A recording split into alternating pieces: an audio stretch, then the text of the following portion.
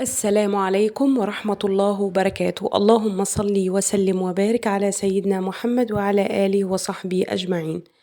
اللهم لك الحمد يا ربي كما ينبغي لجلال وجهك وعظيم سلطانك. نورتوني وشرفتوني في قناتي حكاية من كل بيت. وقبل ما نبدأ فيديو النهاردة بدعوكم ما تنسوش الاشتراك في القناة وفعلوا زر الجرس على الكل عشان يوصل لكم كل جديد.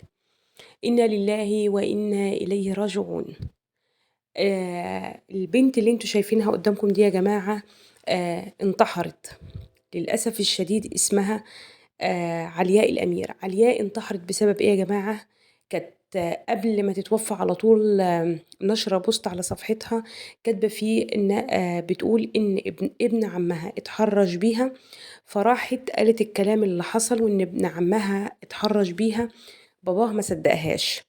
الله أعلم كان رد فعل الأب في الوقت ده إيه اللي خلى البنت تنهار إن أبوها ما يصدقهاش إن ابن عمها يتحرش بيها.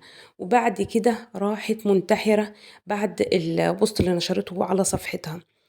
ربنا يرحمها برحمته الواسعة يا رب ويصبر قلب أمها وأبوها. حاجة صعبة جدا جدا يا جماعة، بالله عليكم.